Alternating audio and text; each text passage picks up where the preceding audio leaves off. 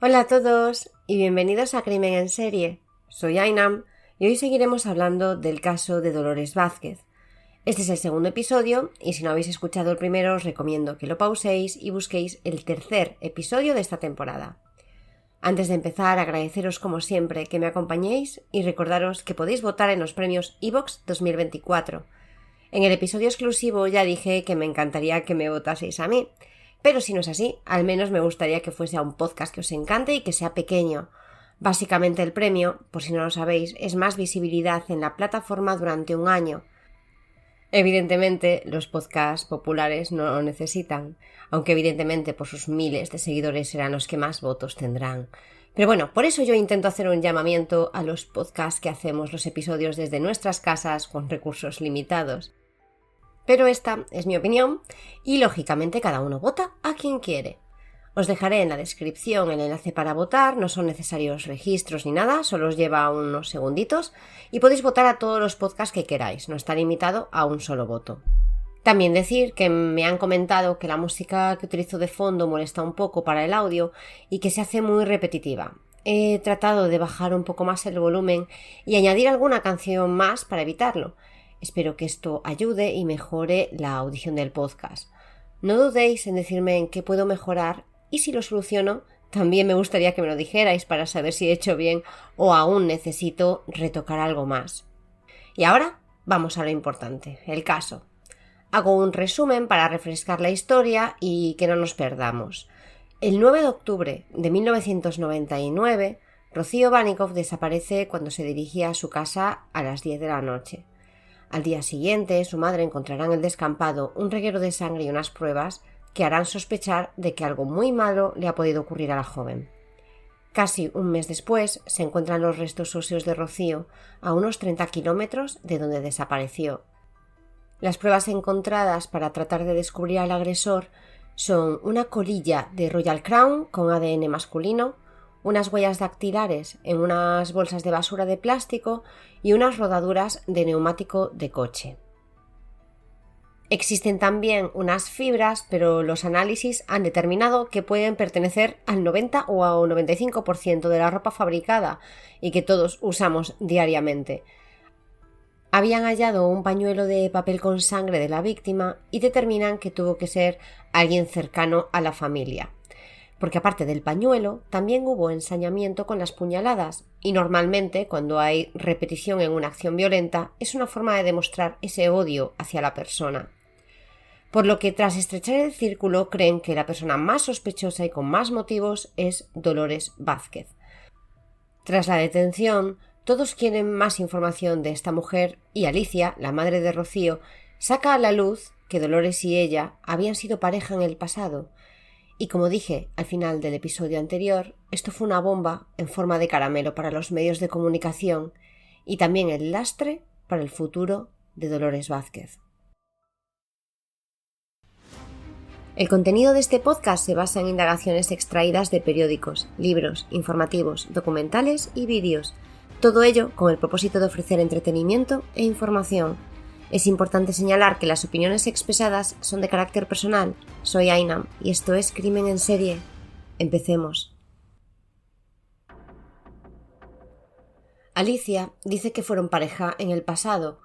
Los medios se frotan las manos con esta información y ya tienen todos los ingredientes para crear el personaje perfecto de su historia de amor prohibido, maltrato emocional y tragedia final.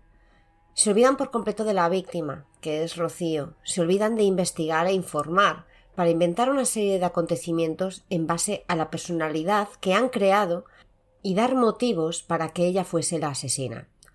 No dejan de describirla como una persona fría, con carácter difícil y autoritaria.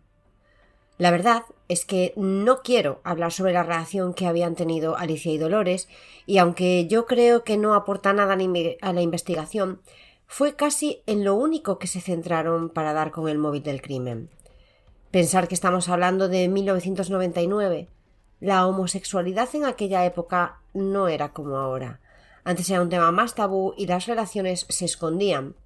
Y bueno, si tiráis de hemeroteca y veis las lindeces que se decían de Dolores al conocerse su orientación sexual, ya lo entendéis todo. Pues eso, que esto sirvió para engordar las publicaciones de los medios, dándole a Dolores otra característica más, que era la de la masculinidad, porque le gustaba el deporte, hacía pesas, sabía karate y tenía la voz ronca. Todo esto como con una connotación negativa y atribuyéndole, como he dicho, una masculinidad que yo personalmente no entiendo. Pero bueno, hay que pensar en la época y que esta era la ideología que había. Lo único que me interesa contaros de la relación es el instinto maternal de ambas hacia los niños. Alicia era muy buena madre, se desvivía trabajando para poder darles todo lo que necesitaban. Cuando se estaba divorciando de su marido, Dolores la ayudó mucho en el tema del cuidado de los niños. Ella se encargaba muchas veces de ir a buscarlos al cole, bañarlos, darles la cena. Es decir, se comportaba como una segunda madre para ellos, y así lo sentía ella. Siempre los trató con cariño, los adoraba y ellos también adoraban a ella. Llegaron a ser lo más importante para Dolores. Alicia se quedó sin empleo y Dolores empezó a mantener a esta gran familia en la que se habían convertido. Comenzaron a vivir juntas en la casa de Dolores y la ayudaba a pagar la hipoteca de la casa de Alicia, además de darle un sueldo por ocuparse de las cosas del hogar. A mayores, pagaba siempre que salían a comer, a cenar o a cualquier sitio.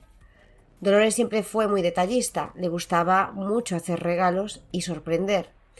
Pero llega un momento en que la madre de Dolores empieza a vivir también en la casa, ya que está enferma y necesita cuidados.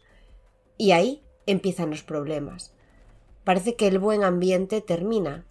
Dolores nunca había estado enamorada de Alicia y parece que hay celos o malos entendidos en torno a su relación, que hace que llegue un momento en que rompan por completo y dejen de vivir juntas, y esto ocurre 4 años antes de la desaparición de Rocío. Dado el perfil que han hecho de esta mujer, es totalmente compatible con alguien que puede elaborar un plan de 4 años para vengarse de su ex matando a su hija. Se supone que Dolores echaba la culpa a Rocío de que ella y Alicia no estuviesen juntas, ya que Rocío se oponía a esta relación y parecía que no se llevaban bien. Aunque nunca hubo pruebas sobre esto más allá de habladurías. Con esto es con lo que trabajaban los investigadores para acusar a Dolores de la muerte de Rocío. Una motivación de odio y venganza. Recordad que las pruebas de ADN que le habían hecho a Dolores habían resultado negativas con la colilla encontrada. Tampoco concuerdan las huellas de la bolsa de basura con las suyas, y las rodaduras de neumático no son las de su coche.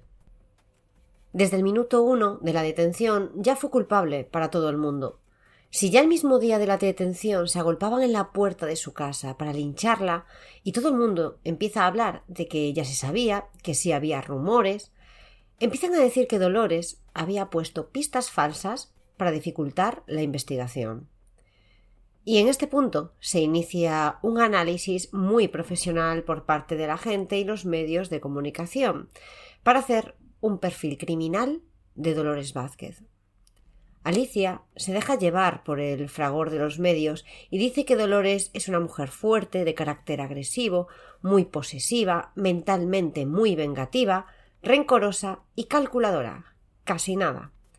Un año después de ser arrestada en el Palacio de Justicia de Málaga, se hacía cola para entrar y ver el juicio. La imagen que se había creado de Dolores y su semblante serio no la ayudaría en el juicio.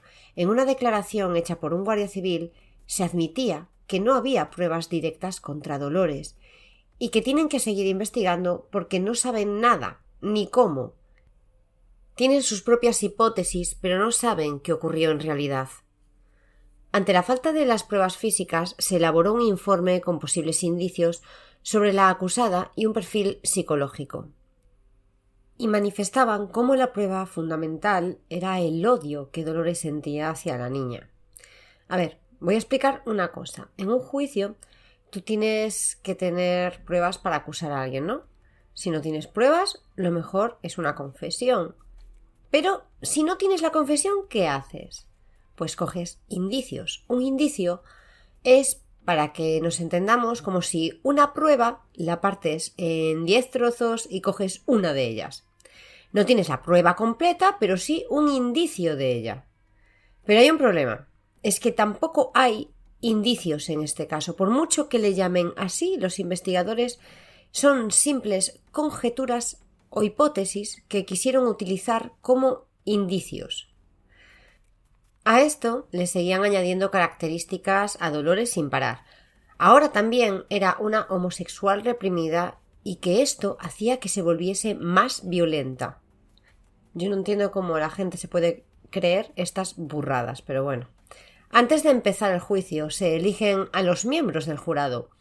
Es un momento muy difícil para el abogado de Dolores. No existía nadie en el mundo que no estuviese contaminado por la prensa y la televisión.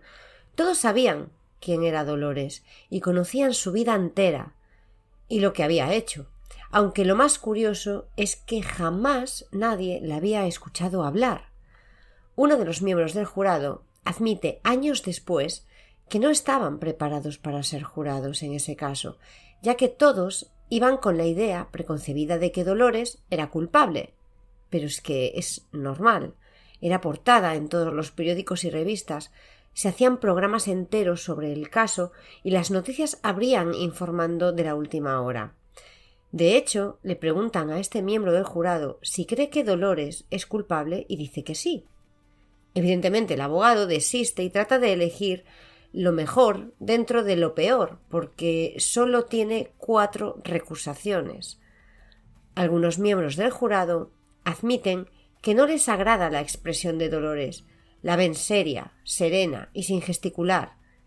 Es decir, que si venían con su imagen preconcebida de la mujer fría y calculadora, la siguieron manteniendo cuando la veían en el juicio.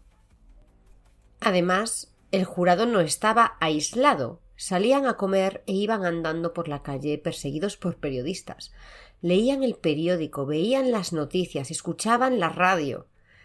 Y después tenían a toda la Guardia Civil, policía, a todos los que llevaron la investigación, asegurándoles que creían firmemente que la culpable era Dolores. El 3 de septiembre de 2001 se inicia el juicio contra Dolores Vázquez, tras llevar un año en prisión preventiva. Dolores acude temblorosa y muy asustada ese primer día. Todas las miradas estaban puestas en ella, no paraban de sacarle fotos constantemente, y se sintió totalmente vulnerable en esa situación.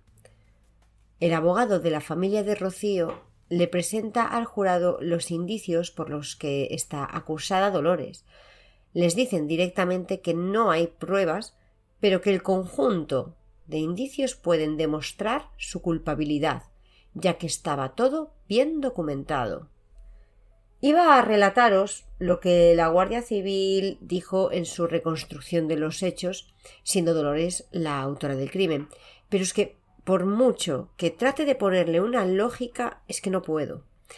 Las horas, el arma, el pañuelo, es todo demasiado enrevesado para explicarlo. Pero bueno, digamos que discuten. Hay un golpe y Dolores le da un pañuelo para que se limpie la sangre. Siguen discutiendo y después se comete el crimen. Entre los miembros del jurado hay quien cree que en ese momento ella solicitó ayuda para deshacerse del cadáver, dando explicación a que ella pudiese llegar a casa para comprar el tabaco y hacer la llamada telefónica. Dicen que no es un asesinato premeditado, sino fortuito, porque si no, no tendría lógica lo del pañuelo, ya que se considera que este primer golpe es un arrebato y que después sí que ya se comete el crimen porque perdió el control. Pero digo yo, si es un asesinato fortuito, vas a dar un paseo como haces siempre, pero ese día se te da por llevar un cuchillo en el bolso.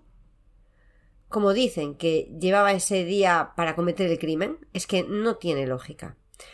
O te quedas con la teoría de que llevaba el cuchillo porque quería cometer el crimen, o que le da el pañuelo de papel porque no tenía intención en un principio. Los medios no escuchan para tratar de encontrar estas contradicciones, sino que en lo único en que se fijan es que Dolores no muestra ningún tipo de temor, que su semblante no cambia ante las declaraciones de los hechos, la ven antipática y, como siempre, fría. Seamos claros, lo que ellos querían era que se echase a llorar y suplicase por su vida. para que Dolores fuese escuchada de verdad y que todos recobrasen un poco la cordura en el caso. Lo que tenían que sentir era realmente lástima de la pobre mujer, pero lo que ellos veían era lo que querían ver en ese momento. La declaración de Dolores es muy esperada y es el único momento en el que la han dejado hablar. Hay gente que hasta llega a ver a la verdadera Dolores Vázquez y después de tantos meses es la primera vez que escuchan su voz. Os cito parte de sus palabras. Rocío tenía una buena relación conmigo, más de lo que su madre y la familia cree y han creído.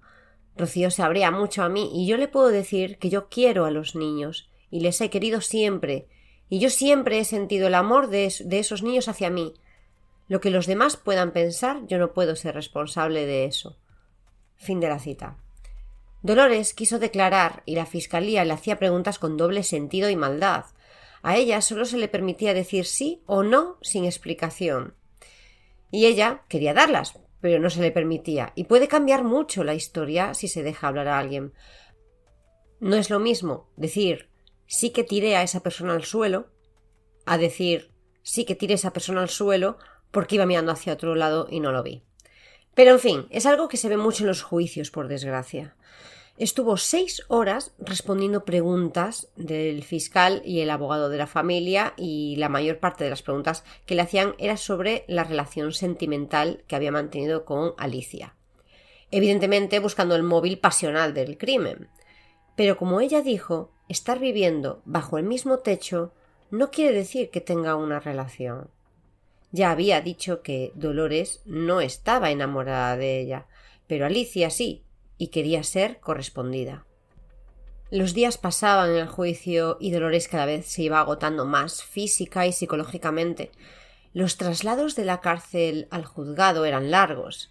El juicio duraba todo el día y solo le daba tiempo a dormir 3 o 4 horas. Una declaración sorprendente es la del director de la investigación.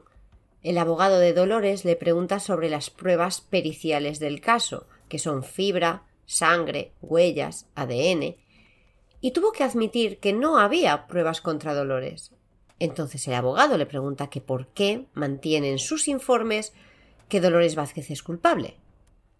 A lo que el director, ojo a esto, se gira hacia el jurado poniéndose una mano en el corazón y dice: ¿por qué este me dice que es culpable?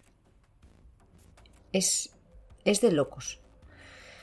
También es llamada una psicóloga que no ha hablado nunca con Dolores, pero a través de un cuestionario determina que Dolores es agresiva ante pequeños estímulos y que es capaz de matar. Los medios cogen la golosina con gusto y hacen sus mejores titulares, a pesar de que el abogado ha sido capaz de desacreditar que un perfil psicológico no se puede hacer solo por un test. Yo no sé qué edad tenéis, pero esto me ha recordado a cuando yo hacía los test de mi mejor amiga o cuál es el amor de tu vida de la revista de la Super Pop. Pues esto es lo mismo. Para acabar de redondear el juicio, se llama a declarar a una vidente. No estoy de broma. Ya sé que estas 3 últimas cosas son demasiado, pero es cierto. Bueno, pues la vidente dice que se supone que Dolores le había dicho que iba a matar a Rocío. Dolores ni sabe quién es esta señora. Imaginaros cómo debe ser el juicio, que hasta Alicia, la madre de Rocío, se enfada con los medios porque ya llegan a poner en prensa que el juicio es un culebrón. Hacen titulares como espectáculo a la vista en negrita para que pilléis el chiste. En fin. Todo el mundo se ha olvidado por completo de que esto era el juicio contra una persona por haber asesinado a una niña de 19 años. Lo habían convertido en un reality. Estos son los que acusaban de malvada y fría a alguien, sin mirarse sus propios zapatos. El abogado de Dolores trata de establecer un horario del crimen en el cual era imposible que ella lo hubiese cometido basándose en el registro telefónico que ya os comenté antes.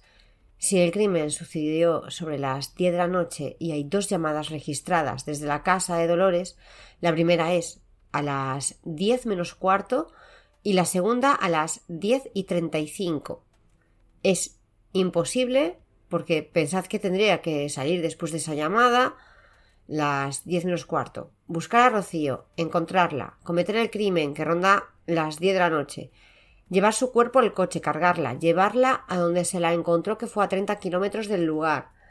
Se tardaría entre 20 o 30 minutos en coche, más o menos, hasta llegar y otro tanto en volver. Ir a casa y hacer esa llamada a las 10:35. Los tiempos no dan, por eso algunos miembros del jurado decían que podía haber llamado a alguien para deshacerse del cuerpo. En el turno de los forenses es algo más complicado, ya que el lenguaje técnico fue muy difícil de seguir por el jurado, tal y como manifestaron tiempo después.